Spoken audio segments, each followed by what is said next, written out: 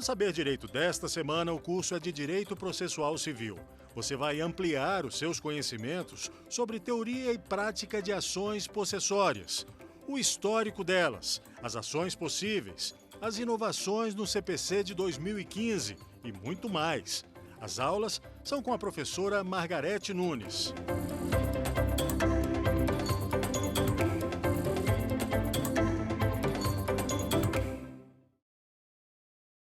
Oi, tudo bom? Meu nome é Margarete Nunes, sou professora e advogada.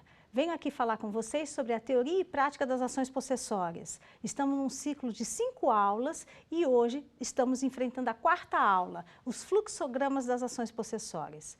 Para que a gente entenda também os fluxogramas, é importante a gente reprisar um pouco as 3 aulas que já tivemos, né? A primeira delas falando sobre o histórico das ações possessórias, desde 1939, com o primeiro código que regulamentou as ações, chamados interditos possessórios à época, desde a ação também prevista em 1973, a ação de reintegração, a ação de manutenção de posse e o próprio interdito proibitório, e agora em 2015, com a grande alteração que foi dada a estas demandas, trazendo os litígios coletivos às ações possessórias. Esse litígio coletivo em 2015, inserido nas ações possessórias, trouxe uma outra vertente processual e adequou a quantidade e o volume processual que havia nessas ações. Vimos também na segunda aula as ações possessórias em espécie, né? A ação de reintegração de posse, que é necessário o esbulho, a ação de manutenção de posse, quando necessita a turbação, e, por fim, o interdito proibitório, que o legislador denomina justo receio a ser molestado a posse, para que, então, nessa dinâmica, né, de receio, possa ser eventualmente deferido o mandado proibitório. Hoje estamos então falando sobre o fluxo das ações possessórias. Para que eu fale sobre isso, eu preciso relembrar e fazer com que o meu ouvinte tenha entendimento sobre o que é procedimento comum hoje. Hoje nós temos o procedimento comum estabelecido no Código de Processo Civil e lá temos no artigo 319 os requisitos da inicial. Nesta inicial de hoje, nós temos o requisito do endereçamento ao juízo, né, quando o advogado deve saber a competência funcional e a competência territorial para a demanda, também nas ações possessórias, obviamente, né? Temos as qualificações das partes, eu preciso saber nome, prenome de pessoas naturais. Ainda para pessoas naturais, eu preciso saber e informar profissão, estado civil, preciso também descrever cadastros de pessoas físicas, caso pessoas naturais sejam as demandadas e demandantes, e consequentemente, preciso dar endereço para a citação e endereço eletrônico. Nessa dinâmica das iniciais, eu preciso ter o nome da ação. Num procedimento comum, evidente que nós sabemos que o advogado tem grande liberdade na nomenclatura, né? Uma ação que versa por um procedimento de regra geral, o advogado, diante do pedido, e o eixo da inicial tem que ser o pedido, ele, focado neste pedido, nomina a ação. Numa ação possessória, veremos que não é bem assim, que o nome já está dado pelo legislador. No procedimento comum, a gente não precisa dessa situação, haja vista a liberdade de mencionar pedidos dentro do Código de Processo Civil e, diante da liberdade, também o nome da ação. O que a gente também pode destacar no procedimento comum de requisito da inicial, né? Já que estamos numa aula de teoria e prática? Depois de qualificadas as partes e feito o endereçamento, eu preciso descrever os fatos. Toda ação é necessário que eu descreva o que está como pano de fundo da peça. E essa descrição fática, o legislador não exige, mas é recomendável que utilize-se da cronologia dos fatos. É muito mais fácil e mais compreensivo ao leitor e ao juiz e às partes que a cronologia seja destacada e conte-se a história dos fatos no momento que elas foram se desenvolvendo no tempo. Passada a descrição de fatos, e obviamente não há uma regra fixa, mas é recomendável que logo em seguida venha a fundamentação jurídica. Fundamentação jurídica pode se dar tanto no direito material quanto no direito processual. Nós sabemos que a fundamentação jurídica para o direito material, ela vai buscar normas, legislações, as práticas forenses, né, a jurisprudência, a doutrina, o entendimento doutrinário, eventuais debates que o Congresso esteja também trazendo à tona sobre a temática que vai ser demandada, para que haja melhor aplicação do direito ao caso que está sendo levado em juízo. A inicial, nessa estrutura, parece já fortemente elaborada, mas não é bem assim, porque nessa inicial eu tenho a ausência ainda do que é o principal, que é o pedido. Eu brinco e lembro os alunos, quando a gente está elaborando uma inicial, a estrutura da peça não segue o que o Código de Processo Civil nos coloca, né? O Código mescla os requisitos aleatoriamente, colocando o pedido, inclusive, fora de ordem, né? O valor da causa está antes dos requerimentos, e eu estou aqui, então, destacando qual seria uma ordem para uma prática forense de procedimento comum.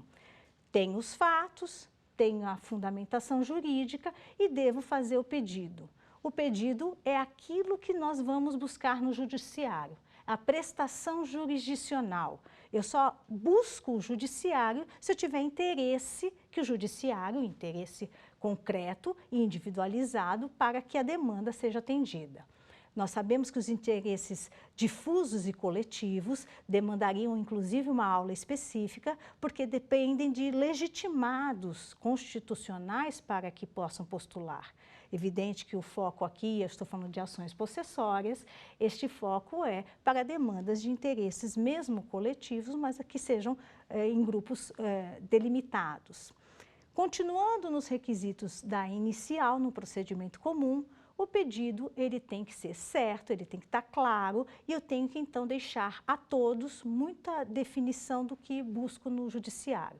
Pedidos cumulativos, pedidos alternativos e que possam ser inclusive dimensionados nesta inicial e variáveis são possíveis. O pedido feito, eu ainda não acabei essa inicial, eu tenho que falar dos requerimentos. Os requerimentos não são a finalidade para o qual a gente vai ao judiciário. Eu vou ao judiciário atender os pedidos. Requerimentos são meios processuais para atingir o fim desejado, que é o pedido. Então, os requerimentos têm uma outra função na inicial. Os requerimentos são meios que o judiciário vai lançar mão para atender esses tais pedidos que eu faço numa inicial. Os requerimentos que eu posso destacar a vocês em procedimento comum, artigo 319 do CPC, seriam o primeiro deles, que eu costumo ainda continuar mencionando nas peças, mas que o dispositivo não agora mais exige especificamente, é o requerimento de citação do réu. Quando eu vou ao judiciário e tenho uma demanda proposta, a regra geral hoje é que a citação se dê até por carta com aviso de recebimento, né? Mas evidente que as iniciais podem ter especificidades, né? Eu posso ter a necessidade de citar um réu no local de trabalho e, por isso, a carta com aviso de recebimento não seria a adequada, a forma adequada para que a necessidade de citação e a citação do réu se dê. Eu posso ter que necessitar do oficial de justiça.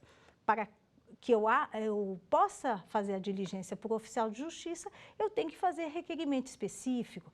E isso, então, deverá ser mencionado na inicial. A inicial deve contar com a expressa menção de como se dará a citação, de que modo que essa citação é viável e, obviamente, a regra geral hoje é carta com aviso de recebimento. Não há nenhuma resistência quanto a isso, se o endereço for residencial. Feita a citação, quais são os outros requerimentos necessários no procedimento comum? Eu tenho o requerimento de provas, né? E o requerimento de provas também se dá de uma forma um pouco mais livre ao advogado no procedimento comum, né? No procedimento comum, eu devo requerer todas as provas necessárias para comprovar o alegado na inicial e a gente costuma, na redação, fazer alguns destaques. Por exemplo, o depoimento pessoal do réu, sob pena de confissão, a oitiva de futuras testemunhas que eu arrolarei oportunamente. Muitas vezes, e não é até aconselhável indicar as testemunhas na inicial, né, já que a gente ainda nem avançou numa fase de negociação, de conciliação, o procedimento comum comportaria essa fase e a testemunha ainda não é relevante. Passada a questão de citação e de provas, o que o CPC agora de 2015 trouxe de novidade como requisito de uma inicial qualquer? A ideia de uma opção do autor pela audiência de conciliação ou de mediação. Apesar do código tratar especificamente e mencionar a palavra opção, eu gosto de destacar que muitas vezes não é uma opção do autor essa audiência de conciliação e mediação. Imaginando, então, um procedimento comum, que eu estivesse litigando com um ente federado, por exemplo, eu ajuizo uma ação contra a União, eu não posso ter a expectativa de que o procurador da União, que fique responsável por conduzir a defesa do ente federado, possa ter discricionariedade, liberdade de fazer acordo com a parte autora. Assim, a audiência de conciliação e mediação não costuma ser possível quando o direito não é disponível às partes. Feita essa consideração, o requisito de audiência para o procedimento comum, audiência de conciliação e mediação, eu sempre sugiro na inicial que o autor, o advogado do autor, verifique se o direito é disponível, para assim mencionar se vai fazer o uso e requerer a designação da data da audiência ou não. Lembrando que esta audiência primeira do artigo 319 é apenas de conciliação e mediação. Eventuais defesas são só posteriormente a essa data, se porventura for designada, né? A audiência não é imposta, ela tem que ser descrita de que modo vai ser requerida ou não pelo autor e o juiz, então, analisará à frente, como a gente conversará. Lembrando, então, os requerimentos passados de provas, citação e sobre a audiência, outros requerimentos também podem ser pertinentes, né? Numa inicial de procedimento comum, eu posso ter requerimentos de tutelas antecipatórias, tutelas provisórias, e essas finalidades provisórias muitas vezes dependem de uma diligência do judiciário. Então, caso haja possibilidade de uma tutela provisória, evidente que com os requisitos formais descritos no artigo 294 e seguintes do CPC, eu passarei a ter eventuais requerimentos pertinentes às tutelas provisórias delimitadas. Finalizada a questão de pedidos e requerimentos, temos a obrigatoriedade de definir o valor da causa. O valor da causa ele tem uma finalidade de custear a demanda judicial. Então, caberá ao autor o custeio do processo. Só temos duas possibilidades no judiciário brasileiro de não se custear o processo, que são a imunidade e a isenção. A imunidade, nós sabemos que ela só é aplicável às pessoas jurídicas de direito público. Então, sabemos que um demandante, quando integrante das pessoas jurídicas federal, né, União, estados, Distrito Federal e qualquer município do Brasil, busca o judiciário e quando faz esse acesso ao judiciário, ele não tem o custeio da demanda, haja vista a imunidade. Além dela, nós temos desde 1950 a possibilidade de isenção. A isenção é dada de acordo com a condição do demandante. Pessoas físicas ou pessoas jurídicas podem ter o direito de requerer gratuidade de justiça, desde que cumpridos os requisitos da gratuidade da Lei de 1950, e um dos requisitos é a declaração de que não está em condições de suportar o custeio processual. Diante de valor da causa e diante de eventual custeio, nós temos aí a inicial proposta. Da inicial do procedimento comum, se nós tivermos tutelas provisórias discutidas, o juiz receberá essa inicial e, em decisão interlocutória, verificará se alguma tutela provisória é possível e necessária de ser deferida. Nas tutelas de urgência, eu tenho a possibilidade de antecipação dos efeitos da tutela pretendida, já desde a liminar, ou eventual tutela cautelar, caso haja necessidade para que não pereça o direito no curso da lide.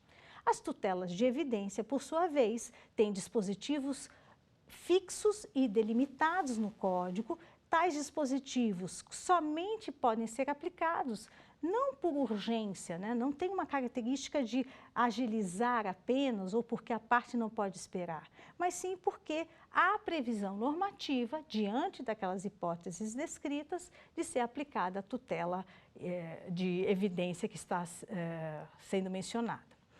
Ultrapassada a decisão interlocutória, aí sim nós vamos ter ou a audiência de conciliação, né, e mediação, como havia sido mencionada na inicial, ou então teremos a citação para que apenas o réu, no prazo legal do procedimento comum, apresente a sua defesa.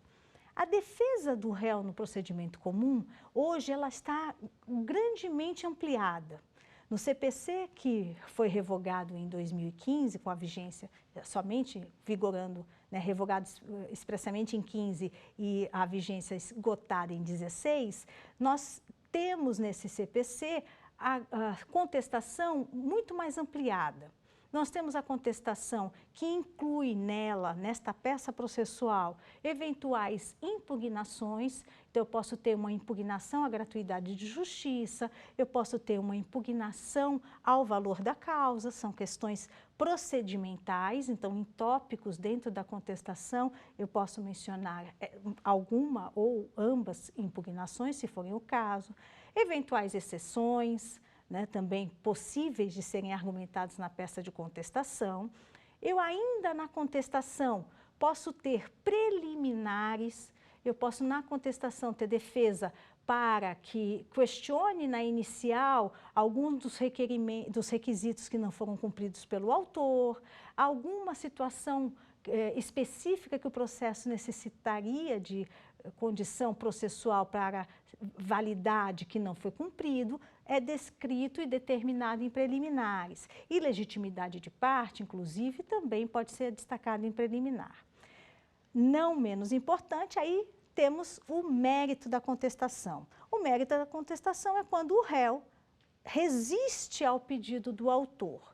Em procedimento comum, a regra é que essa resistência tenha que ser focada ao pedido do autor e a resistência não pode ultrapassar o pedido do autor.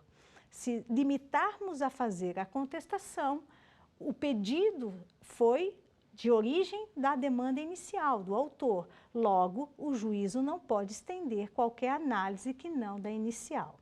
Só poderá fazer uma análise estendida se nós estivermos na situação de, na contestação, o réu também apresentar o que antes era feito separadamente, hoje numa peça única, a reconvenção.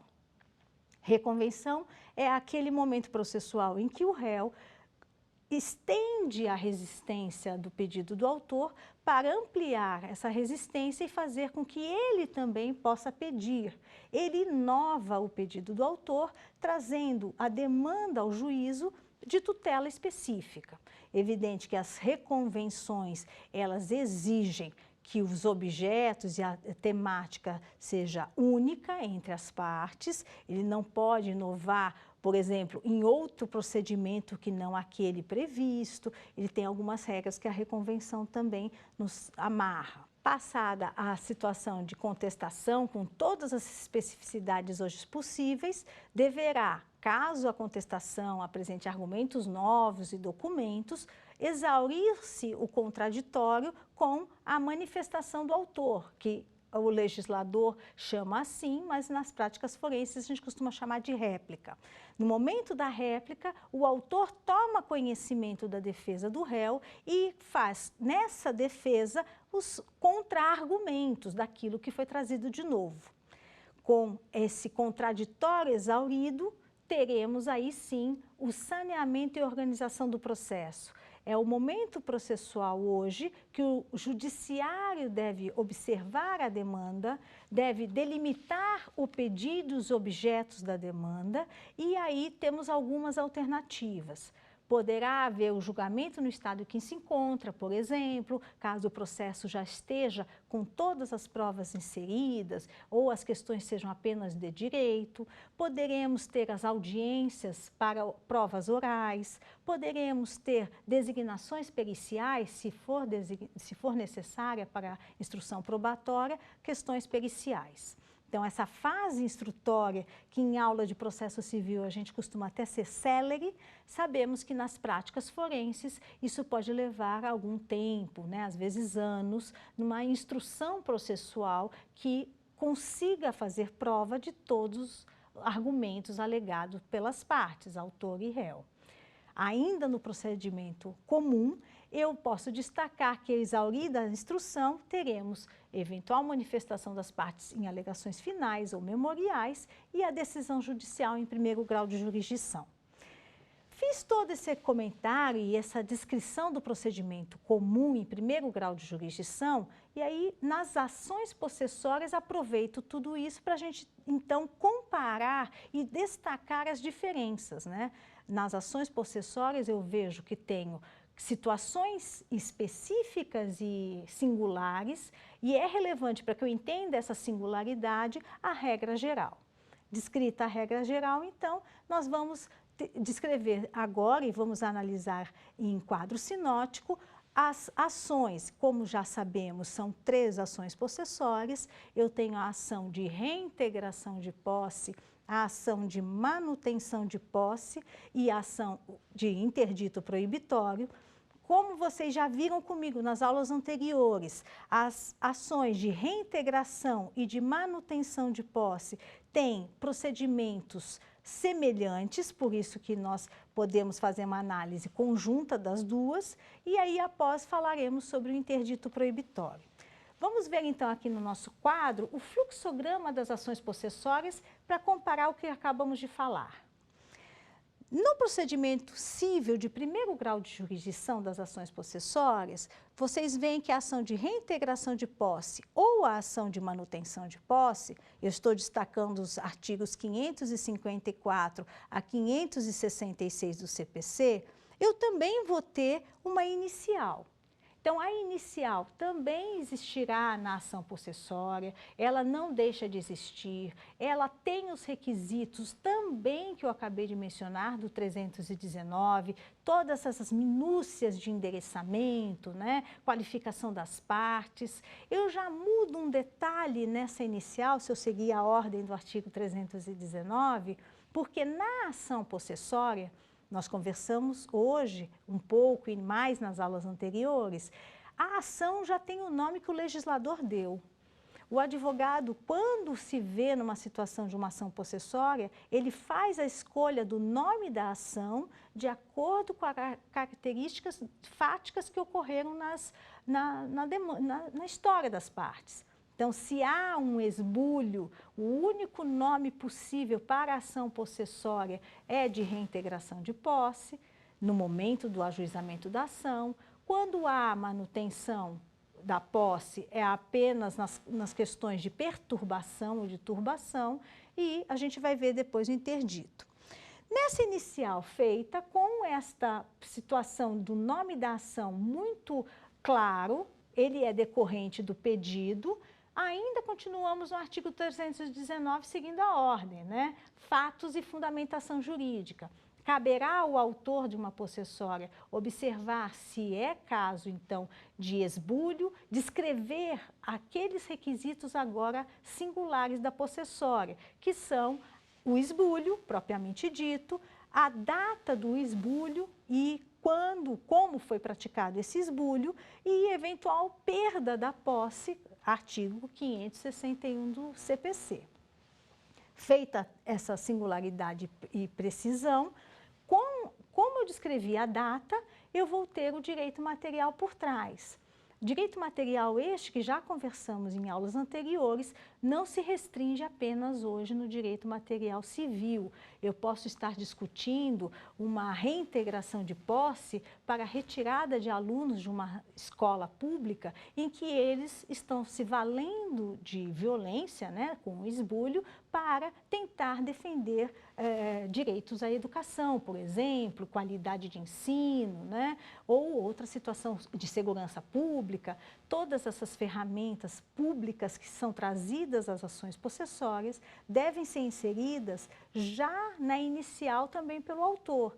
Então, o ente federado que porventura venha buscar uma reintegração de posse dessa escola pública, ele tem que dosar e saber argumentar que a demanda possessória, ele tem ciência, obviamente, clareza, que os alunos ali situados e dias já seguidos na escola não estão pretendendo ficar ali definitivamente. A ideia é sempre transitória, mas ele precisa se valer da ação para que pacifique esse conflito. Feito isso, com a data do esbulho, ele então vai fazer na inicial o pedido possessório, que pode ser inclusive cumulativo, como vimos, né, com pedidos indenizatórios e de reparações de dano, de frutos inclusive, e além disso, se tivermos o esbulho com menos de ano e dia, ele deve então postular a liminar. Não se chama em ação possessória, na decisão interlocutória, o juiz verificar se é ou não condição de liminar, e essa liminar, então, dependerá das questões fáticas que forem narradas na inicial. O destaque, então, é para o esbulho com menos de ano e dia, como o artigo 558 assim exige. Decisão interlocutória proferida, evidente que o juiz pode se sentir inseguro de fazer o deferimento da liminar. Então, ou ele designa a audiência de justificação, ou ele determina o cumprimento da liminar, porque diante das situações da inicial, ele vai ter alguns caminhos a traçar. O fluxograma leva em consideração, obviamente, a inicial com requisitos possíveis para que seja deferido esta situação de reintegração ou manutenção de posse. O juiz também, caso entenda não haver provas na inicial, pode indeferir a liminar e mandar apenas citar o réu. Citado o réu, ele contesta. Contestação nestas ações possessórias, a gente no fluxograma relembra que podem elas apresentarem pedido de proteção possessória, então não há necessidade de uma reconvenção. O réu, na defesa, ele pode argumentar que quem foi o esbulhado ou o turbado foi ele, réu, e na contestação, apenas com o nome contestação, ele faz a resistência ao pedido e ampliação da demanda para pedir proteção possessória. Feita essa manifestação, teremos então esta tal manifestação do autor, chamada na prática como réplica, e o processo, daí sim, parte a uma similitude daquilo que conhecemos como procedimento comum, né? Então, ultrapassada a questão da defesa do réu, né, com a contestação e com toda a sua amplitude que a ação possessória também permite, aí sim nós temos a manifestação do autor em réplica. Manifestação esta que exaure o procedimento de contraditório da ação possessória com as suas singularidades e passamos ao procedimento comum, praticamente, com as singularidades de julgamento conforme o estado do processo ou instrução processual, que já conversamos no início desta aula, né? Feita essa consideração das ações de reintegração e de manutenção de posse, e vocês observam que o fluxograma de uma ação de procedimento comum não é o mesmo daquele das ações possessórias, vimos ainda, neste momento, apenas ação de reintegração de posse e manutenção, vamos chamar um quiz para a gente confirmar o que a gente está conversando.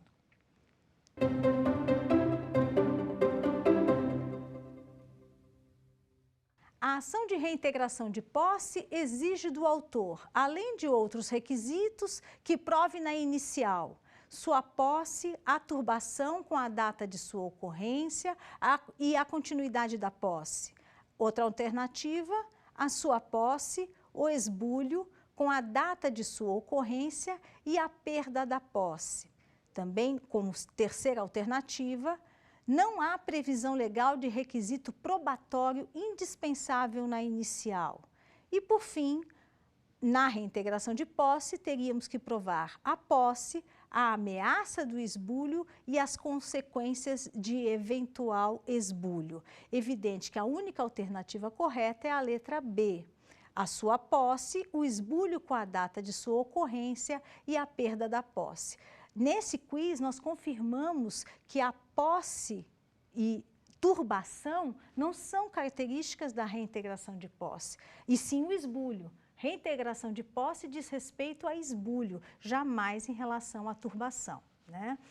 Nessa dinâmica das ações possessórias, e vimos que as ações de reintegração e de manutenção de posse, quando existe um grande número de pessoas por trás, demanda uma situação peculiar também na relação da inicial e da citação.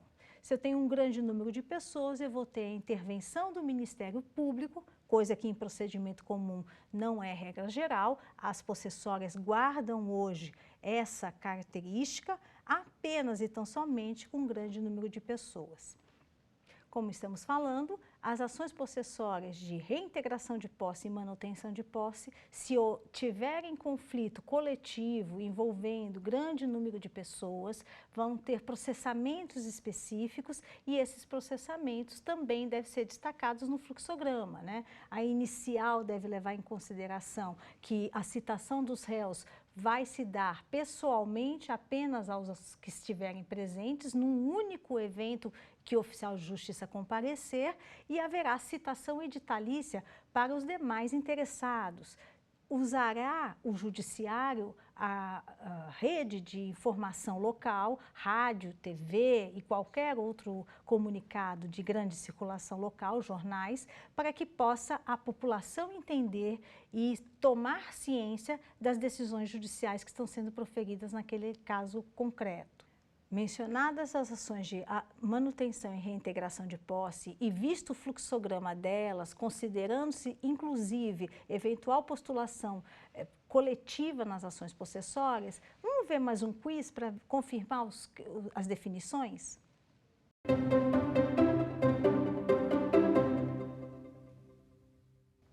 A turbação é necessária à ação de manutenção de posse? Sim, indispensável, pois sem que haja turbação não há um dos requisitos da petição inicial. Não, haja vista que a simples ameaça já justifica a referida ação. A outra alternativa seria irrelevante a turbação, já que não é requisito da ação. E, por fim, a turbação seria necessária, pois o esbulho e a turbação são sinônimos. Evidente que a única alternativa correta ela é a A. Sim, indispensável, pois sem que haja turbação, não há um dos requisitos da petição inicial. A ação de manutenção de posse, lembrando, sempre precisa da turbação. Eu posso ter outra possessória, mas não será a manutenção de posse se a situação configurada ali não for a de turbação. Vista, então, as demandas e os fluxogramas da ação de reintegração de posse e manutenção de posse, vamos relembrar o interdito proibitório. O interdito proibitório, vocês lembram, estão com o legislador, o código nas mãos ou lendo pelo site do Planalto e sabem que nele há disposição expressa que é uma demanda cabível quando há justo receio em a parte ser molestada na posse. Esse justo receio, como nós percebemos, não há data e nem prova de fato que eu possa lançar mão numa inicial. Por isso que esta demanda, ela tem uma característica diferenciada das duas primeiras que vimos, né? Ela não possui requisitos de inicial como temporais, inclusive, como as ações de manutenção e de reintegração de posse. Para tanto, ela também tem um processamento específico, que vai levar em consideração a argumentação fática e vai buscar o mandado proibitório como proteção específica daquela causa em que puder ser demandada. Então, a ação de interdito proibitório, como nós sabemos, tem a busca do mandado proibitório e nele é uma singularidade que nós não vimos nas duas primeiras ações que já estudamos hoje, né? Vamos ver o fluxograma que nós elaboramos para entender melhor? Nesse fluxograma, ele é exclusivo para a demanda de interdito proibitório. Então, nós teremos as disposições gerais das possessórias, artigo 554 a 559 do CPC, para o interdito proibitório, e teremos os artigos 567 e 568 do CPC. Vocês observam que há uma lacuna na legislação para que não haja aplicação do que seria cabível das outras duas na demanda de interdito proibitório. Então, nesse fluxograma, vimos a inicial. A inicial, ela tem prova pré-constituída ou prerrogativa em relação ao conteúdo mínimo necessário? Vocês observam que o legislador não coloca esse requisito. Seria impossível ao autor ter o dever de provar o receio, né? Receio tem algumas questões de foro íntimo, então, na inicial de interdito proibitório, bastará com que o autor, o demandante, demonstre histórico relevante de receio de ser esbulhado ou turbado pelo réu e essa argumentação, se for robusta, dará ao juiz em decisão interlocutória a possibilidade de deferir o mandado proibitório. O mandado proibitório deve ser requerido na inicial. Como vocês veem, não há lapso temporal de ano e dia para esta demanda, porque é o justo receio do hoje, né? A atualidade, eu demonstro que há argumentos e situações fáticas que colocam, então, o autor numa situação que ele se entende de risco. Ele fazendo justificativas e o juiz observando, decisão interlocutória deferirá esse mandado proibitório. Se for deferido o mandado proibitório, nós teremos a intimação do réu juntamente com a citação. Nós sabemos que citação e intimação não são sinônimos, né? A citação é quando a gente leva ao conhecimento para a parte ré a demanda judicial existente, né? Oficialmente o réu ainda não sabe da demanda e citado, ele aí sim passa a tomar conhecimento formal da demanda. Já a intimação aqui diz respeito à eventual determinação judicial do mandado proibitório, inclusive podendo, como o legislador prevê, determinar a cominação de pena pecuniária. Então, o réu, ele é intimado a, eventualmente, cumprir o mandado proibitório, fazendo ciência de que se ele eventualmente esbulhar ou turbar a posse do autor, ele terá que pagar pena pecuniária, muitas vezes determinada por dia. Então, a cada dia que ele esbulhar ou turbar, pena pecuniária seria devida, fixada, obviamente, ao caso em concreto. Dessa parte à frente, vocês observam que não há oralidades, né? A menos que nós estejamos numa demanda de interesse coletivo, como já vimos, a demanda de interesse coletivo pode, inclusive, determinar ao juiz a necessidade de uma audiência de mediação e conciliação. Então, não raro, a ação de interdito proibitório tem por trás reflexos sociais que estão sendo debatidos e, por isso, é necessária a demanda com intervenção de Ministério Público, de eventualmente a Defensoria Pública e a audiência sendo realizada de conciliação e mediação, envolver outros poderes, legislativo e executivo, para sanar e honrar as questões ali, porventura, de direitos públicos do conflito possessório. Partindo dessa situação, contestação com as mesmas dinâmicas de disposição geral, pode haver a possibilidade do réu demandar proteção possessória em relação, contrariamente ao autor, e dali para frente, quase como os procedimentos comuns, nós teremos o processo sendo instruído e julgado após instrução ou julgado no estado conforme o estado do processo. Esse fluxograma tenta fazer um pouco mais de clareza, né, naquilo que a gente está falando sobre o fluxo do processo. Processo a gente não pode analisá-lo estaticamente. As partes se manifestam temporalmente na ação e depois de ultrapassadas as fases processuais, nós não podemos retornar à situação que estávamos, por exemplo, da inicial. Então, quando a gente está estudando direito processual civil, é importante entender o tempo, né? Matéria que se estuda lá no início do processo civil, em processo civil 1, muitas vezes na graduação. Esse tempo processual a gente calcula de acordo com as diretrizes do legislador. Lembrando que processo só existe por determinação normativa. O direito material, nós temos outras dinâmicas. Esse direito processual nas ações possessórias e com esse fluxograma determinado, a gente acaba tendo muito mais facilidade de entender as ações possessórias. Quando que ela, na ação coletiva, numa ação de interesses coletivos do polo passivo, pode ter uma demora maior. Vocês viram no fluxograma comigo que não há imposição de audiências de conciliação e mediação, exceto os litígios coletivos. Então, o litígio coletivo é que exige tentativas de conciliação e mediação.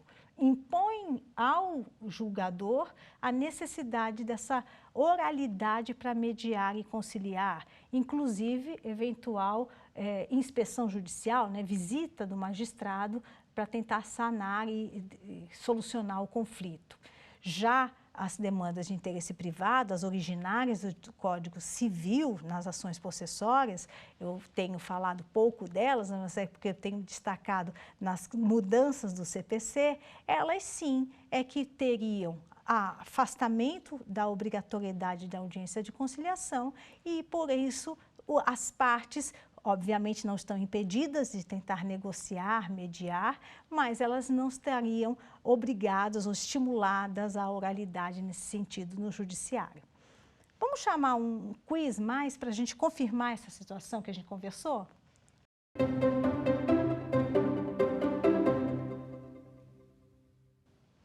O interdito proibitório se justifica quando há, no momento da propositura da ação, configurado o esbulho, a turbação sendo praticada pelo réu, a letra C, justo receio do autor de ser molestado na posse, a letra D, mera desconfiança do autor em relação ao réu.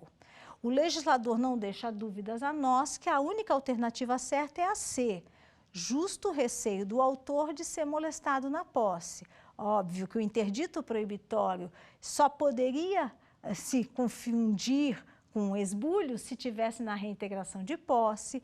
A turbação é praticamente o reconhecimento para a ação de manutenção de posse.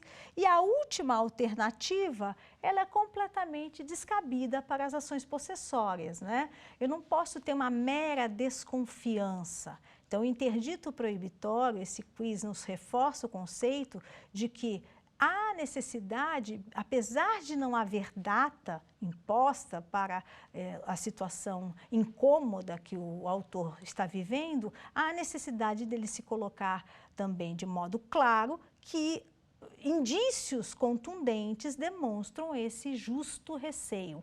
A palavra justo receio não está ali por acaso, tem uma função, um destaque a ser colocado.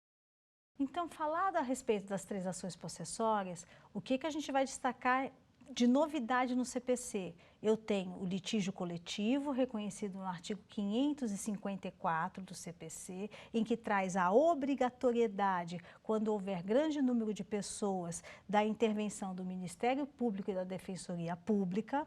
Eu terei, nessas circunstâncias, o oficial de justiça tendo que cumprir um mandado de citação, mas este mandado de citação se dará apenas em uma única diligência, citando-se somente os presentes naquele momento e os demais, o dever legal de citação editalícia a todos os eventuais interessados, e também teremos a necessidade de publicidade, a publicidade se dando naquelas circunstâncias em que qualquer meio e veículo de comunicação local, desde redes sociais inclusive, podem se dar para colocar conhecimento a todos daquele litígio que no polo passivo envolva grande número de pessoas.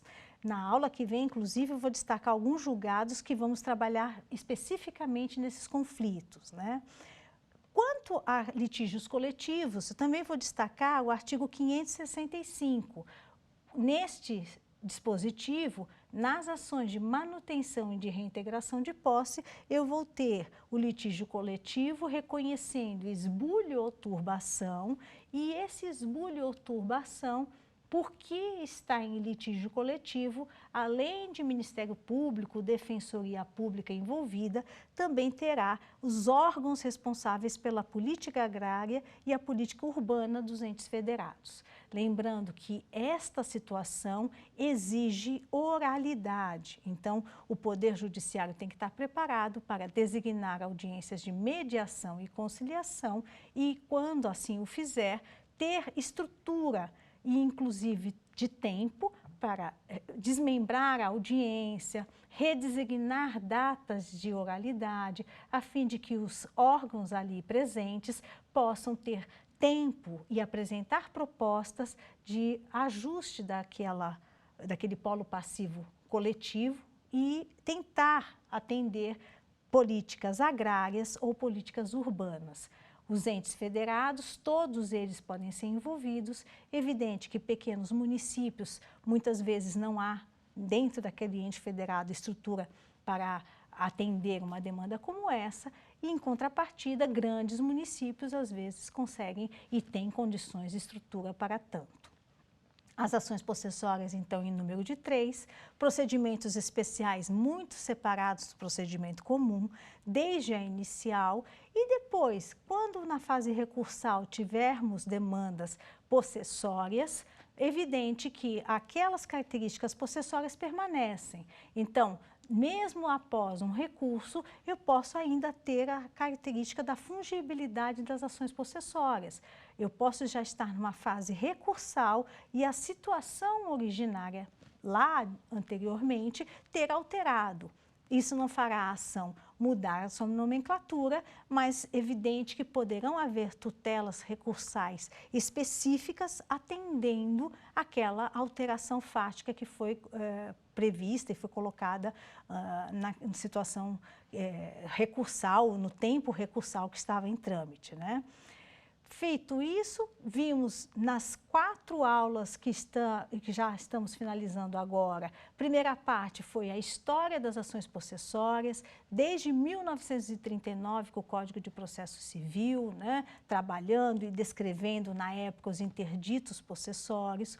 Em 1973, já trazendo as ações possessórias com muito mais rigor, mas ainda focada no direito privado material, até porque em 1973 era esse o direito que se tinha como alicerce para o processo civil possessório, e hoje, em 2015, depois da Constituição de 1988, tivemos uma amplitude considerável às ações possessórias, a partir dessa década de 80, final da década de 80 e década de 90 do século 20, tivemos um grande volume das ações possessórias, principalmente na Justiça do Trabalho. Isso vai fazer com que, até inclusive em 2009, o STF tenha sumulado em súmula vinculante a competência da Justiça do Trabalho para processar e julgar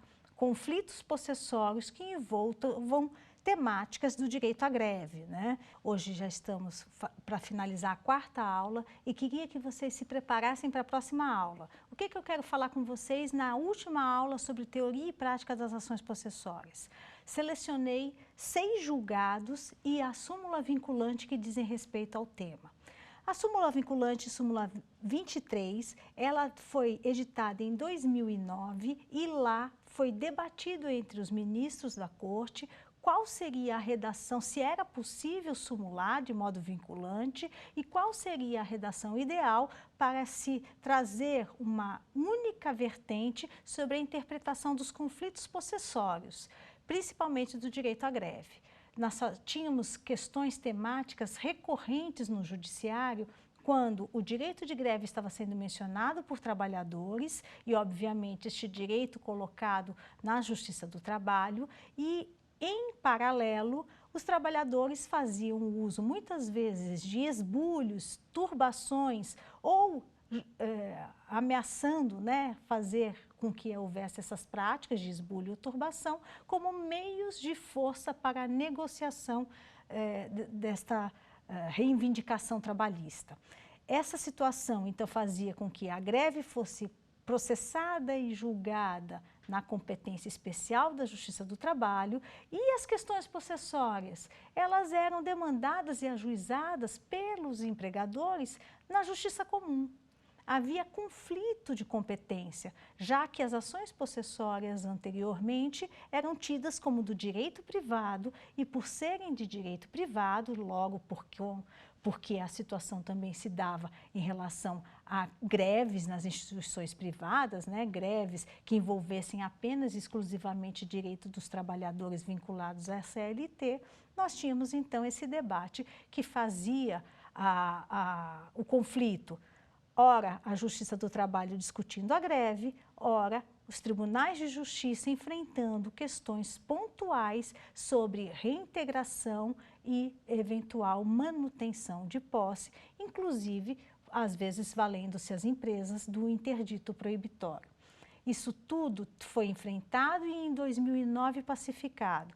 Lá, naquela década, tivemos o Supremo Tribunal Federal decidindo e deliberando súmula vinculante muito clara, determinando que as ações que tivessem por foco as questões de reivindicações trabalhistas fossem exclusivamente tratadas pela Justiça do Trabalho. E pacificou-se, então, a súmula vinculante 23, que descreve textualmente que a Justiça do Trabalho é competente para processar e julgar a ação possessória ajuizada em decorrência do exercício do direito de greve pelos trabalhadores da iniciativa privada. Essa súmula vinculante, ela inicialmente não estava tão lapidada, somente após o debate da Corte é que foi delimitado que fosse exclusivo aos trabalhadores da iniciativa privada. Então, por óbvio, a Justiça do Trabalho vai ser competente para discutir, processar e julgar eventuais ações quaisquer possessórias que tenham por foco o direito de greve dos trabalhadores e não de servidores públicos, obviamente, ou pessoas que estejam em outras relações de vinculação que não esta. Súmula vinculante é o eixo alicerçante do judiciário, mas é evidente que as jurisprudências nos trazem também temáticas recorrentes e através dessas práticas forenses é que a gente reforça o conteúdo trazido pelo legislador e pela doutrina. Nas jurisprudências, eu vou destacar também a necessidade de observar os interesses da União. Então, você vai ter situações em que a União, ela coloca-se como parte porque há índios envolvidos ou outros temas. Teremos demandas de justiça estadual e de justiça distrital aqui do Distrito Federal.